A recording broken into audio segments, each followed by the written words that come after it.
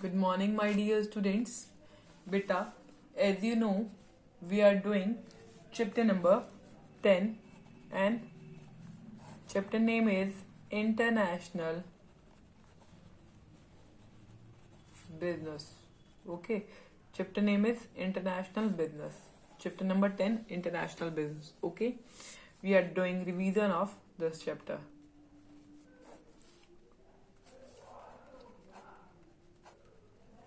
Okay, beta, as you know, in our previous video we have done important terms related to export trade and import trade.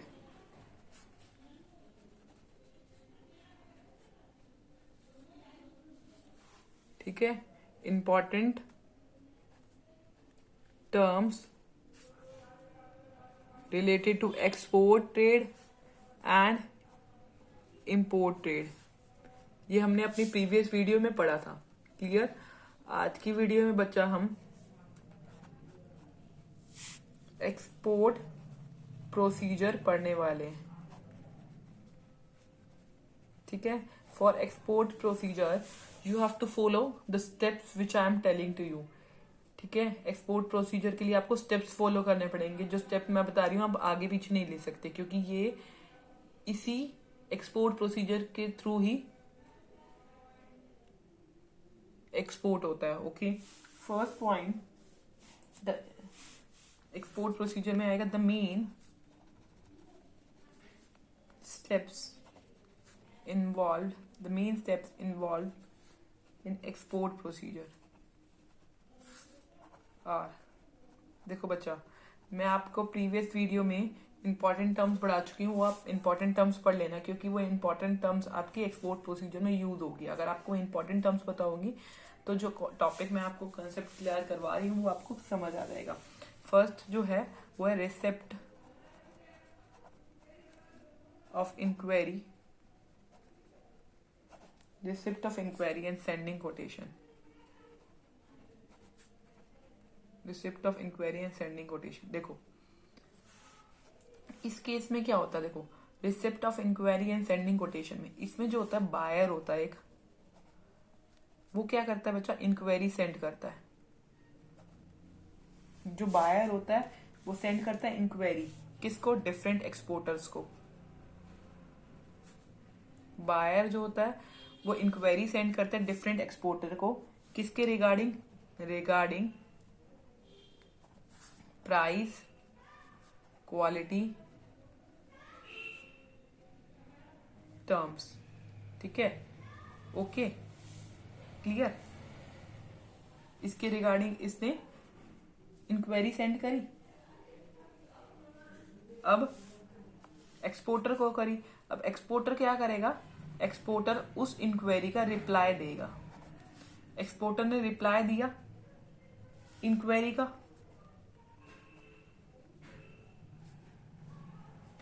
In form of quotation. देखो inquiry send करी इसने, buyer ने exporter को. अब exporter जो है वो reply दे रहा है इंक्वायरी का. किस फॉर्म में? कोटेशन की फॉर्म में. उस कोटेशन को क्या कहते हैं? उस कोटेशन को कहते हैं परफॉर्मा इनवॉइस. परफॉर्मा इनवॉइस किसे कहते हैं मैंने आपको अपनी टर्म्स वाली वीडियो में समझा दिया. ठीक है? तो एक बार आपको मैं दोबारा समझाती हूँ. Proforma invoice. अब परफॉर्मा इनवॉइस क्या होता है? परफॉर्मा इनवॉइस जो होता है बच्चों, डिटेल कंटेन करता है कि क्या गुड्स एक्सपोर्टर ने सप्लाई करी है. किसको? बायर को. ओके, इंपोर्टर को. क्लियर बच्चा? और परफॉर्मा इनवॉइस में बच्चा डिटेल होती है about the goods regarding price, quantity, quality, size, shapes. Okay, जो एक्सपोर्टर भेज रहा है इंपोर्टर को. Clear? This one clear to you? Second point इधर देखिए बच्चा, is receipt of order. Receipt of order और इंडेंट. देखो अब एक्सपोर्टर के रिप्लाई, इंक्वायरी देखने के बाद, कोटेशन देखने के बाद बायर जो होगा सेटिस्फाई होगा। अगर बायर किससे सेटिस्फाई होगा? इसकी कोटेशन देखने के बाद। अगर बायर सेटिस्फाई होगा कोटेशन देखने के बाद, ठीक है, तो वो क्या करेगा? वो ऑर्डर प्लेस करेगा। बायर क्या करेगा? ऑर्डर प्लेस करेगा।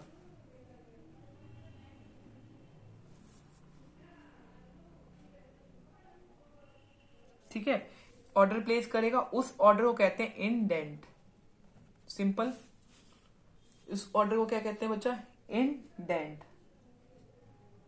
अब इंडेंट में क्या होता है? इंडेंट में जो होता है वो इंफॉर्मेशन होती है regarding the goods price, delivery, terms and condition, packing and marketing instructions. Okay. Third point is assessing importers credit worthiness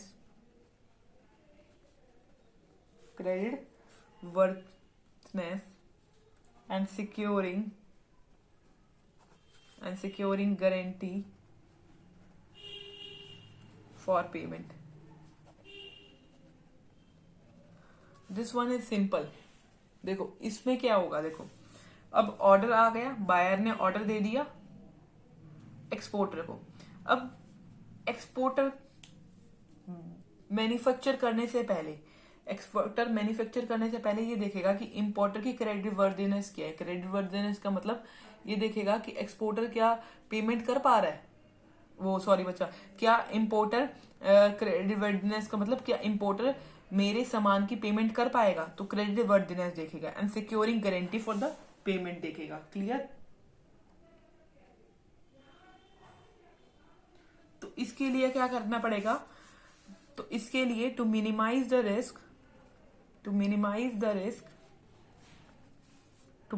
risk, अब एक्सपोर्टर अपने रिस्क को कम करने के लिए, to minimize the risk of default,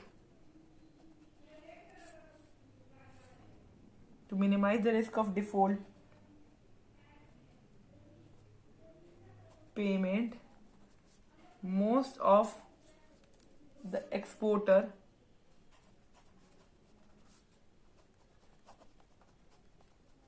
prefer letter of credit। यहां तक clear हुआ? देखो इसका मतलब ये है कि वो अपने रिस्क को मिनिमाइज करने के लिए उसको क्या कहेगा इंपोर्टर को कि भाई आप मुझे लेटर ऑफ क्रेडिट दे दो। ठीक है, तो अब लेटर ऑफ क्रेडिट क्या होता है? लेटर ऑफ क्रेडिट बच्चा एक शॉर्टी होती है। लेटर ऑफ क्रेडिट क्या होती है? शॉर्टी होती है कि इंपोर्टर है जो पेमेंट कर देगा बैंक को, और बैंक जो है पेमेंट कर देगा एक्सपोर्टर को। ठीक है, तो letter of credit is a surety that the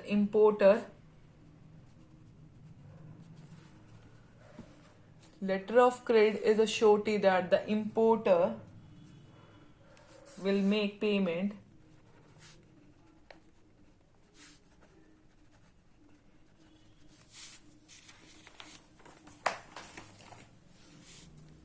to bank, and bank will make payment to exporter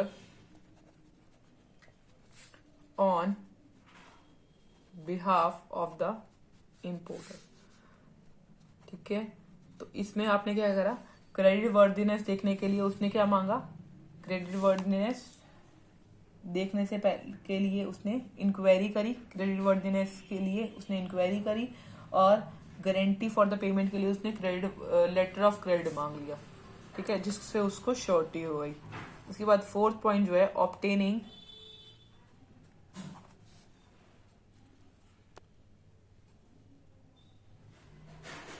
export licence. अब देखो एक्सपोर्ट कर रहे हैं हम, एक्सपोर्ट प्रोसीजर फॉलो कर रहे हैं, तो एक्सपोर्ट करने के लिए हमें सबसे मेन इंपॉर्टेंट क्या टर्म है?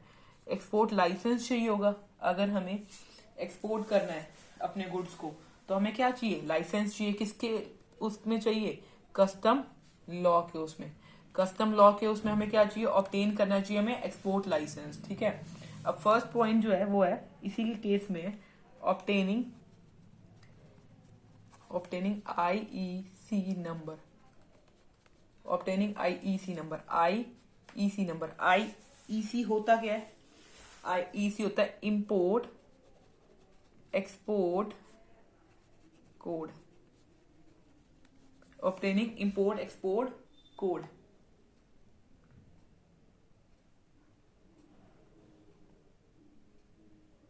ओके, अब एक्सपोर्ट प्रोसीजर स्टार्ट करने से पहले एक्सपोर्टर के पास क्या होना चाहिए, ऑब्टेन होना करना चाहिए और एक्सपोर्टर को आईईसी नंबर। ठीक है, ओके। और ये आईईसी नंबर लेने के लिए, टू गेट दिस नंबर, इस नंबर को लेने के लिए, टू गेट दिस नंबर, उसको कहां जाना पड़ेगा वो मैं बताती हूँ। To get this number the exporter has to apply to the regional import export licensing authority in the prescribed form। Okay, ये वाली बात क्लियर हो गई। इसको ऑब्टेन करने के लिए द एक्सपोर्टर को अप्लाई करना पड़ेगा regional import export licensing authority को प्रिस्क्राइब फॉर्म में। प्रिस्क्राइब फॉर्म के साथ उसको बहुत सारी चीजें और सबमिट करनी पड़ती है, जैसे कि पर्सनल रिकॉर्ड सबमिट करना पड़ता है। ठीक है, बैंक रिसिप्ट सबमिट करनी पड़ती है, सर्टिफिकेट सबमिट करना पड़ता है, declaration by the exporter that they will not be exporting the goods listed and caution list, वो भी करना पड़ता है। ये आपकी बुक में दे रखा है, सिंपल है, आप पढ़ लोगे आपको समझ आएगा। इसके बाद अगर वो सेटिस्फाई होगा, regional import export licensing authority अगर सेटिस्फाई है, जो फॉर्मेलिटीज आपने करी है, ठीक है, जो एप्लीकेशन के साथ आपने डॉक्यूमेंट भी सबमिट करे हैं, ठीक है, उससे अगर सेटिस्फाई है तो वो हम ऑब्टेन करेंगे एक्सपोर्ट लाइसेंस। हम ऑब्टेन करेंगे IEC number, IEC number obtain कर लेंगे। ऑब्टेन करने के लिए एक्सपोर्ट लाइसेंस और भी पार्ट्स हैं, वो हम पढ़ते हैं। सेकेंड पार्ट देखो, ऑब्टेनिंग आरसीएमसी। आरसीएमसी का मतलब registration cum membership certificate.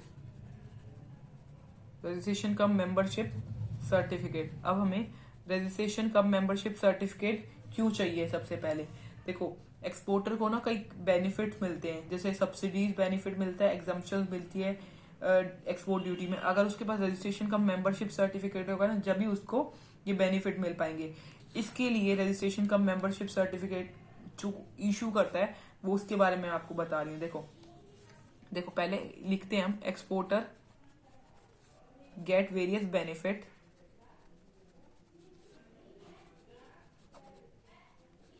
in the form of subsidies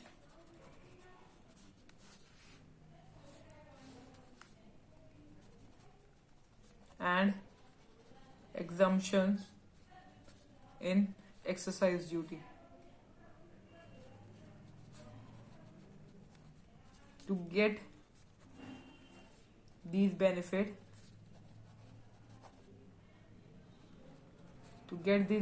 they have to show RCM। इसके लिए, ये बेनिफिट लेने के लिए उसको क्या शो करना पड़ता है? RCM, रजिस्ट्रेशन का मेंबरशिप सर्टिफिकेट। देखो, आफ्टर गेटिंग, पहले रजिस्ट्रेशन का मेंबरशिप सर्टिफिकेट से पहले हमारे पास आईईसी नंबर होना चाहिए। After getting IEC number, the exporter applies for RCMC। ये तो आपको पता ही है। अब RCMC कौन इशूड करता है? RCMC इज इशूड बाय, किससे इशूड होता है? देखो, A, B, C, सी ये देखते हैं, एक्सपोर्ट प्रमोशन काउंसिल। सी इशूड होता है federation of Indian export organisation, export development authority.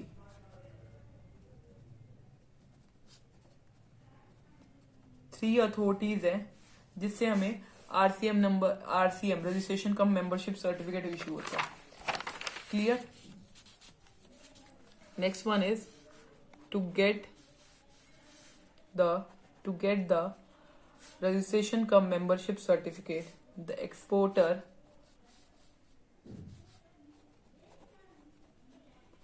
submits a bank certificate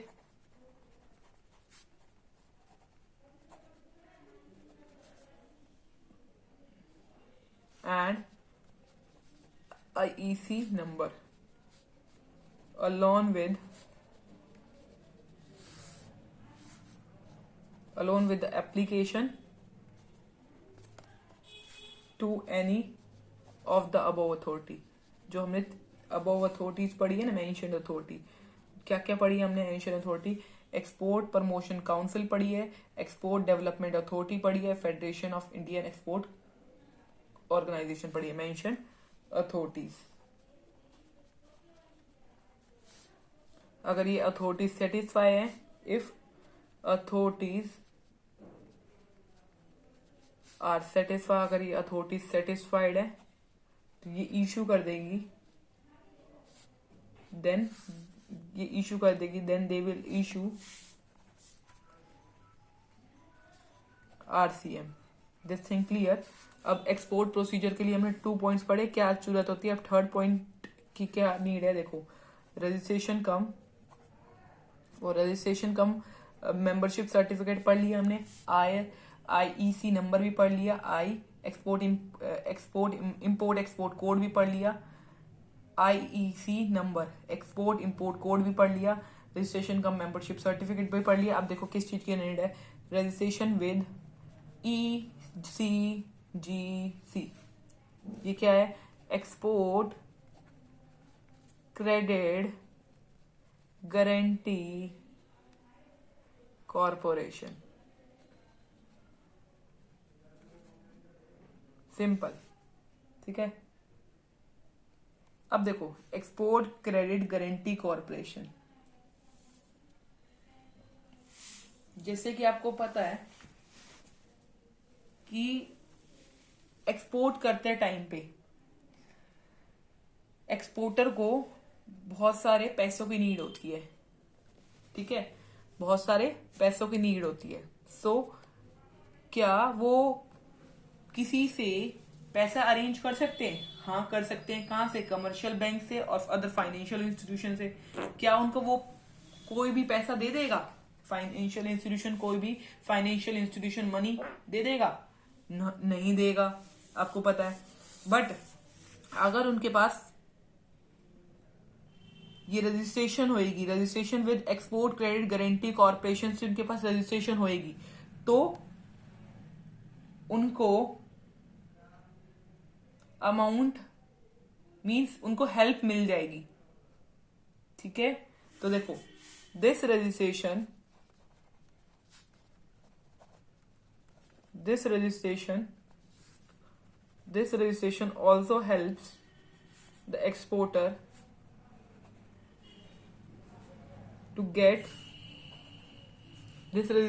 also helps the exporter to get financial assistance from commercial bank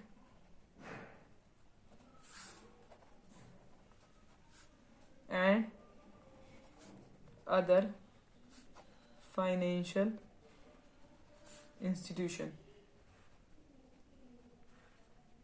this thing clear?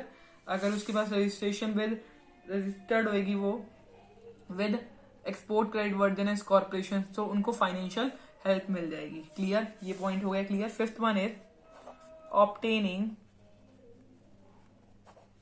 Pre shipment finance.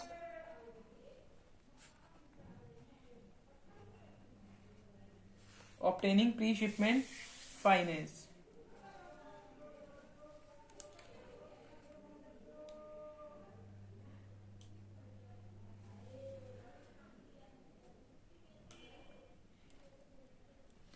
अब देखो,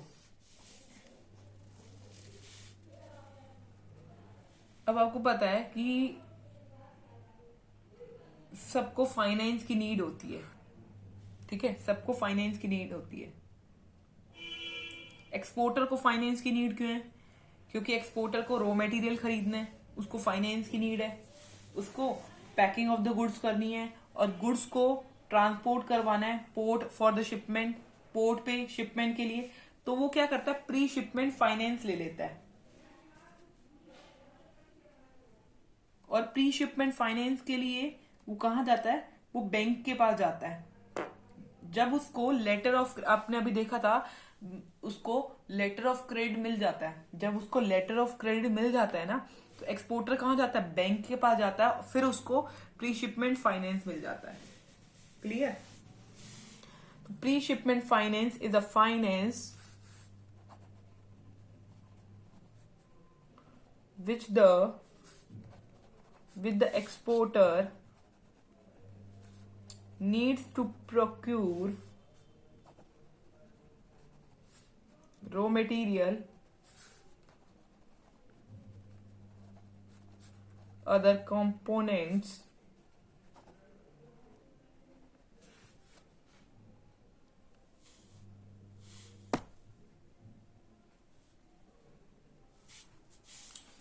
processing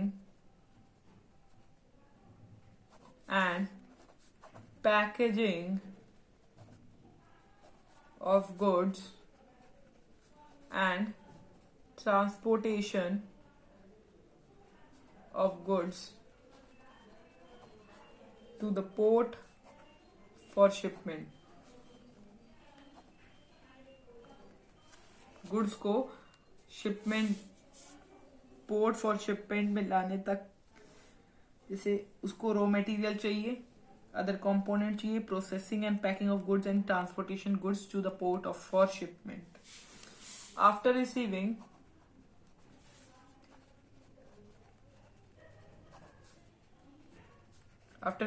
letter of credit, the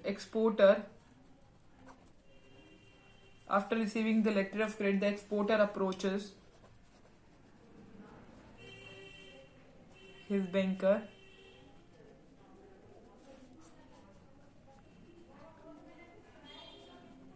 to obtain pre-shipment finance। Pre-shipment finance obtain करने के लिए वो कहां जाता है, exporter जो होता है बैंकर के पास जाता है। किसको लेके जाता है, लेटर ऑफ क्रेडिट को। After receiving letter of credit जब उसको रिसीव हो जाता है तो अप्रोच करता है एक्सपोर्टर बैंकर के पास to obtain pre shipment finance. This thing clear? This was the fifth point. Okay, now let's come to sixth point. Sixth point is production and procurement of goods। Production and procurement of goods। देखो, जब production करनी है goods की और procurement करनी है goods की, अब आपने देखा थोड़े से पहले वाले पॉइंट में कि एक्सपोर्टर को कंफर्मेशन मिल गई है इंपोर्टर से। After sending the confirmation to importer,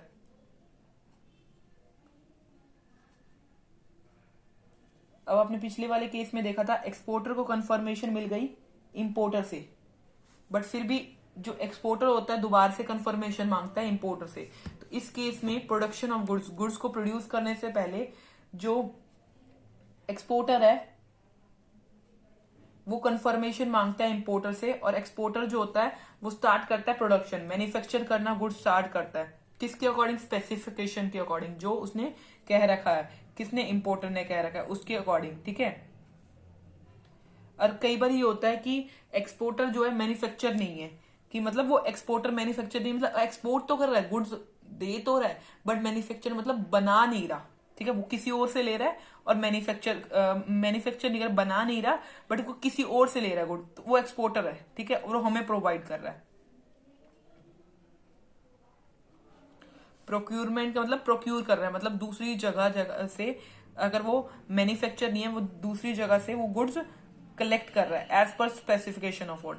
production and procurement of goods में देखो क्या लिखना है, सिंपल है बच्चा ये। After sending the confirmation send कर देते हैं हम to the importer, the exporter starts manufacturing. अगर एक्सपोर्टर मैन्युफैक्चरर भी है तो वो स्टार्ट कर देता है manufacturing the goods, the product, according to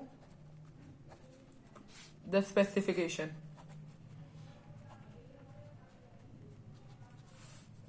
ठीक है। If the exporter is not a manufacturer, इसका मतलब समझ आया? अगर एक्सपोर्टर हमें गुड्स तो दे रहा है बट मैन्युफैक्चरर नहीं है, मतलब गुड्स बना नहीं रहा, देन ही starts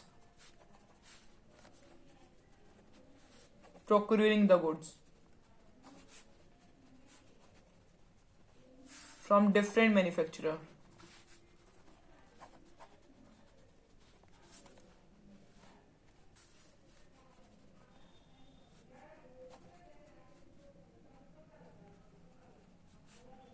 As per the specification of export order. Clear?